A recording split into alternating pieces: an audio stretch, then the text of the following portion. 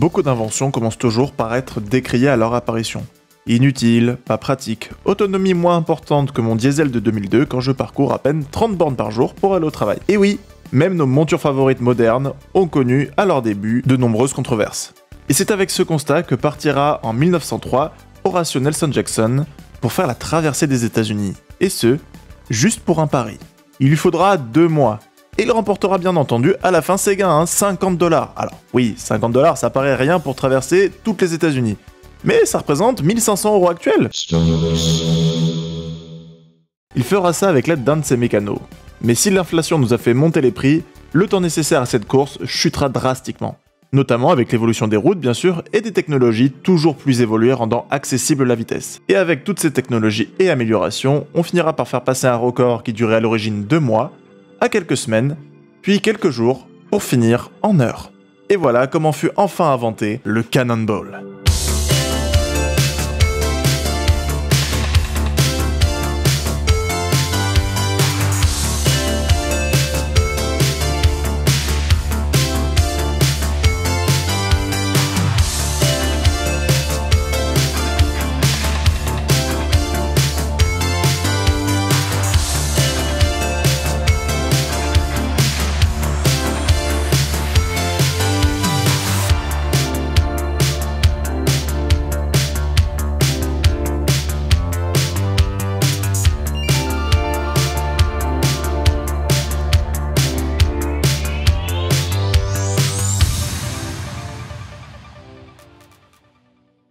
Mais avant d'influencer les noms de rallyes touristiques comme le Gumball ou bien entendu un certain PZ Ball, il faudra attendre la naissance d'un certain Irwin Baker.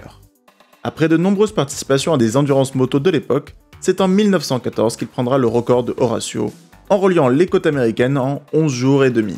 Le New York Times le compara au Cannonball Express Train, d'où son surnom, le boulet de canon. Mais l'année d'après, la marque automobile Stutz, impressionnée par son exploit, le convaincra de rouler pour eux. Et il fera tomber son temps à 11 jours et 7 heures. Puis encore celle d'après, c'est chez Cadillac, où cette fois-ci il explosera son record avec 7 jours et demi. Et il continue, 1924, 4 jours et 14 heures dans une Gardner Sedan, qu'il finit par acheter tellement il l'aimait. Et ça pourrait bien entendu continuer longtemps, 143 fois. C'est le nombre de records qu'il établira sur cette route. Mais le plus connu reste sans aucun doute celui de 1933, 53 heures et 30 minutes. En 1933! Pour vous dire à quel point ce record était complètement fou, il tiendra 30 ans. Ce ne sera que dans les années 60, à bord d'une Sunbeam, que le record sera battu avec 48 heures et 9 minutes. Temps qui lui restera au top pendant quelques années, avant que le recherche de frissons n'envahisse une nouvelle génération.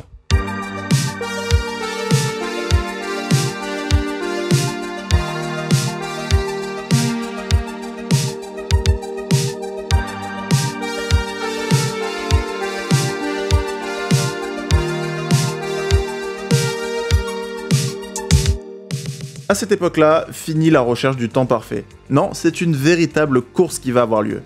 Organisée par Brock Yates, un journaliste de Car and Driver Magazine, qui était galvanisé par les films comme Easy Rider, Two Lane Blacktop ou encore Vanishing Point, il parlera de son idée à ses collègues et amis. Il comptait profiter des toutes nouvelles routes américaines avec comme constat de base que si vous étiez un très bon conducteur, vous devriez pouvoir rouler au-delà des limites de vitesse imposées. Avec tout ça, le départ est donné au Red Bull Garage, et oui, à cette époque, on faisait les petites annonces dans les journaux, puisqu'en effet, à l'époque, il n'existait pas encore la superbe application pour trouver tous les rassos près de chez vous, nommée Racing Lovers. Un petit placement de produit rapide pour les produits de la marque. Allez, sur ce, on continue l'histoire. Et direction le Portofino in Redondo en Californie. Ce sera la première édition, seulement lui, 2 amis et son fils participeront en 1971. Et même si son but était de passer sous la barre des 40 heures, il le fera en 40 heures et 51 minutes à bord d'un van Dodge. Ça attira l'œil des PRDA, le Polish Racing Driver of America, qui assureront qu'ils pourront faire mieux à bord du même van, mais cette fois-ci équipé d'un gigantesque réservoir pour ne pas s'arrêter une seule fois. Pour Yates, hors de question de laisser passer ça. L'année suivante, c'est en Ferrari qu'il prendra le départ, la 365 GTB4 offerte par Kirk White, propriétaire d'une concession de luxe. Vitesse max atteinte 281 km/h, soit presque 100 km/h au-dessus du van. La concurrence allait être vraiment rude, parce qu'il n'y avait pas que les Polonais, il n'y aura pas moins de 8 équipages qui s'engageront cette année-là. Mais tout n'allait pas se passer comme prévu. Alors que Yates vient juste de se faire dépasser par un équipage, il ouvre les gaz et passe alors devant la police. Bien sûr, il essaiera de la larguer, mais malheureusement, ça ne se passera pas comme il l'avait prévu. Il se fera rattraper et écopera de la très lourde peine 90 $ d'amende. Les années 70, l'inflation, tout ça. Mais au-delà de la somme perdue, c'est surtout du temps qu'il va perdre. Mais malgré ce petit retard, il arrivera quand même à faire tomber le record sous les 40 heures. Plus précisément, 35 heures et 54 minutes. Les autres équipages finissèrent tous avec 2 heures max supplémentaires. Yates en est maintenant convaincu, des conducteurs talentueux devraient pouvoir rouler plus vite que la moyenne. 1972, troisième course. 37 équipes, 37 s'engagèrent, ça prouve l'engouement dans cet événement. Mais durant cette édition, une énorme tempête s'abattit sur tout le pays et le record ne sera pas battu. Malheureusement, un équipage féminin eut un accident. Heureusement, rien de grave, seulement un bras cassé. Les années 70 sont aussi celles de la crise pétrolière. Dans ce sens, la totalité du pays réduisit sa vitesse à 55 miles par heure. Mais après cette crise, en 1975, et avec la baisse du prix de carburant, la vitesse ne fut pas rehaussée en énervant plus d'un. Mais comment mieux manifester son mécontentement qu'avec une course contre la montre sur les routes du pays. 18 voitures, 52 conducteurs, mais fini de jouer avec des vannes et autres camping-cars. Les armes sont de sortie, Porsche, Ferrari, Pontiac Trans Am. La Ferrari Dino prendra le lead et établira un nouveau record en battant le précédent d'1 minute. 35 heures et 53 pour être précis. Cette année-là, ce sera compliqué pour Yates. La rédaction de Cars and Driver menace de le virer s'il participe à nouveau à cet événement. Yates s'en fiche.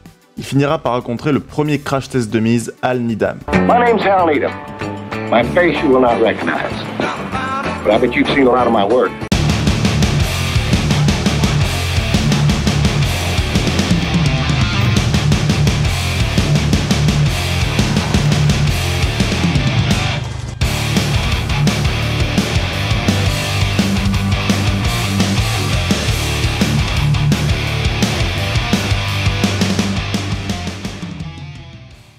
Un cascadeur, l'homme le plus courageux que Yates n'ait jamais rencontré. En même temps, foncer dans un mur pour tester un explosif déployant un ballon comme dirait ma grand-mère, il en faudrait une sacrée paire. Mais en écrivant ce sujet, je vous ferai probablement une vidéo sur Al Needham à part entière. Sa vie était complètement tarée. Il sera surtout le réalisateur de Smoking Bandits, ou Cours après moi shérif. Un film d'action bien connu des amateurs. Le film au meilleur démarrage en 77 avant la sortie d'un certain Star Wars moins connu bien sûr. Alors que Yates papotait avec Al a pris pour le Cannonball et la première réaction qu'il eut c'était d'en vouloir en faire un film. Et malgré un film déjà sorti, Al dira tout simplement « rien à foutre, on va faire mieux ». Et en effet, le film sortira en 1981 complètement inspiré de la 5e et dernière course, où Yates et Needham convaincront un docteur de participer à la course dans un van maquillé en ambulance, pour sauver une soi-disant femme de sénateur. Ce sera d'ailleurs le médecin qui, après avoir été arrêté, dira que la patiente ne pourrait pas supporter la pression d'un transport aérien, d'où le besoin de cette ambulance qui roulait à grande vitesse. Mais malgré tous ces subterfuges, l'ambulance finira sur une dépanneuse. Et ce sera la Jaguar XJS de Jans et Yarbrough qui battra le record avec 32 heures et 51 minutes, gagnant ainsi le dernier Cannonball officiel, qui deviendra par la suite le film mythique le plus rentable de l'année, et ce, malgré toutes les critiques qu'il pouvait avoir. Bien qu'officiellement elle n'existe plus depuis 1979, le goût du challenge a perduré jusqu'à aujourd'hui. En 1980, c'est Rick Doherty, accompagné de Will Wright, un petit concepteur de jeux vidéo qui a conçu un petit jeu, je sais pas si vous connaissez, genre les Sims. Les deux compères s'attaqueront au record par une nouvelle route à bord d'une Mazda RX-7 dans un nouvel événement, l'US Express. Bien que la route soit plus longue, la course est toujours plus rapide aux enjeux toujours plus élevés. Les équipements ont bien évolué. Doherty s'équipera même de lunettes à vision nocturne et utilisera un radar pointé vers l'arrière pour faire penser aux autres concurrents qu'il y avait la police dans le coin, dans l'espoir de les faire ralentir. Mais malgré tous ces subterfuges, encore une fois, pas de record battu cette année-là. Mais avec des présences policières, des contrôles, des caméras, tout va trop vite. Le Cannonball rejoindra alors la mouvance underground.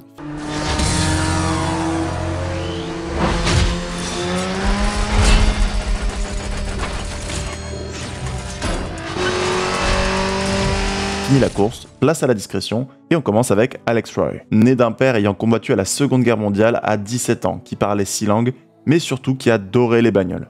D'ailleurs, il participera même au Cannonball à l'époque de Yates. Il dira même que pendant cet événement, sa voiture avait été sabotée. Mais rien ne sera dit à Alex pour pas qu'il soit tenté de faire la même chose. Sauf quand son père arrivera sur son lit de mort, où il lui racontera tout. Ni une ni deux, Alex s'engage dans divers rallyes plus fous les uns que les autres, comme par exemple au Gumball où il s'engagera avec une BMW M5 E39. Il le remportera d'ailleurs au passage, mais dans sa recherche de sensations fortes, il finit par tomber sur un reportage, 32 heures et 7 minutes. 55 mph limit, and I took great delight in breaking the limit, I can assure you. À partir des images du docu, il tira tout ce qu'il pouvait pour prendre à son tour le record. Après un essai insuffisant, Alex se relança. Google Maps et GPS deviendront des outils favoris de l'homme. Et il passera au crible son premier essai pour trouver les failles de ce dernier et ainsi améliorer son temps. Il était prêt à repartir, mais cette fois accompagné par un avion façon Need for Speed. Mais tout semble être contre eux. Le filtre carburant les lâcha après avoir traversé la moitié du pays. Mais Alex n'allait pas abandonner. Il équipa la voiture avec des caméras thermiques, justifiant cet équipement en se faisant passer pour un chasseur de tempête, et fit appel à un étudiant ingénieur pour optimiser sa course. Et le voilà à nouveau parti. En 2006, au mois d'octobre, le record tombera. Ils sont allés si vite qu'ils perdirent l'avion à plusieurs reprises. Le résultat, 31 heures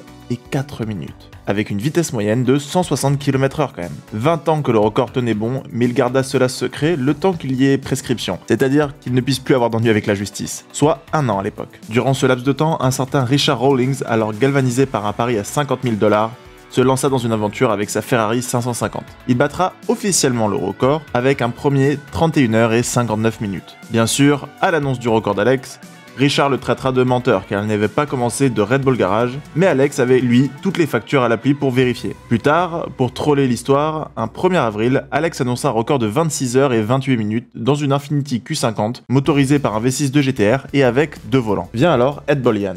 Un homme aujourd'hui bien connu, mais qui à l'époque se faisait passer pour un éleveur d'animaux exotiques. De cette manière, les concessionnaires de supercars pensaient qu'il avait vraiment énormément d'argent. C'est ainsi qu'il y testa plusieurs dizaines, voire centaines de supercars. Pour lui, le test ultime serait de traverser les États-Unis de bout en bout. C'est là que son père lui parla du Cannonball. Le pari fut lancé. Avec l'aide de spotters le long du chemin ainsi que les nouvelles technologies, il aurait même pu ralentir sur les derniers kilomètres qu'il aurait quand même décroché le record avec 28 heures et 50 minutes. Et sur la route originelle s'il vous plaît. Il a même payé une société de tracking pour avoir la preuve de sa vitesse et de ses positions. Arrive alors Arnie et Doug. 2 personnes qui se lanceront dans cette aventure à bord d'une E63 AMG préparée par Arnie chez AMS Performance. Niveau look, tout est fait pour la faire passer pour une voiture du père de famille classique en cachant les feux pour lui donner un air de Honda. Ce ne sera pas moins de 18 voitures spotteuses qui seront recrutées pour faire balayer devant, voitures spotteuses qui s'organiseront une petite course dans la course, et ce, dans l'idée de rester toujours en amont de Arnie et Doug. Résultat, 27 heures 25 minutes. Arrive alors 2020, une année qui a marqué l'histoire par une pandémie mondiale. En Chine, un mystérieux virus de la même famille que le SRAS a déjà contaminé 45 personnes. C'est du jamais vu, des millions d'habitants placés en quarantaine. Et puis je vous confirme que la ministre de la Santé Agnès Buzyn vient à l'instant d'annoncer qu'un cas de coronavirus est détecté sur le territoire français au CHU de Bordeaux. On y reviendra. Je sais pas si vous le saviez. Et une équipe, Captain Chaos, voit la parfaite opportunité. Moins de trafic, moins de personnes, moins de police, la police occupée ailleurs, bref, l'opportunité parfaite. Résultat, 26 heures et 38 minutes. Mais ce record restera quand même décrié et pour beaucoup il ne sera pas validé. Mais bon, il s'agit là d'une opportunité qui n'était pas à rater. Record validé, pas validé, peu importe. Arnie et Doug veulent reprendre leur record. Malheureusement, ce sera sans leur fameuse E63. Alors qu'ils voulaient aider d'autres équipages à leur tour à battre le record, ils s'étaient mis en spotter sur le bas-côté d'une route. Malheureusement, un camionneur qui s'endormit viendra percuter la E63, la réduisant à l'état d'épave. Mais peu importe, pour Arnie et Doug, ils sont décidés à reprendre leur record. Pour cela, c'est décidé, ils profiteront de la mi-temps entre 2 confinements. Arnie et Doug choisissent une Audi S6 et en un temps record, elle est prête. Elle s'inspire des voitures de police américaines. Et malgré un freinage et une tenue de route inférieure à la Mercedes, ils finiront le trajet en 25 heures et 39 minutes. Et encore aujourd'hui, c'est le record. Bien entendu, d'autres records existent, notamment en diesel avec 28 heures et 30 minutes, ou encore, bien entendu, la version électrique, 42 heures et 17 minutes. Et pour les plus fous d'entre vous, il existe aussi le record moto, 32 heures et 52 minutes. Il y aura même une tentative avec nul autre que Alex Roy derrière le volant. Enfin, pas vraiment derrière le volant puisqu'en réalité le record sera battu en utilisant la conduite autonome d'une Tesla. Le résultat, 55 heures. Et ce, en conduisant avec 97,7% de conduite autonome. Le Cannonball a inspiré de nombreux rallyes autour du monde. Comme je vous disais précédemment, le PZ Ball ou encore le Gumball. Mais aussi films et autres jeux vidéo. Et qui sait ce que l'avenir nous réserve. Penses-tu que le record sera battu un jour, toi? Ce qui est fou avec un record pareil, c'est toutes les techniques qui sont mises en place chaque fois pour ce genre d'événement. C'est juste du grand n'importe quoi, du James Bond tout craché. Bref, c'était Mario pour Racing Glover, je vous dis à la prochaine et n'oubliez pas, restez tunés.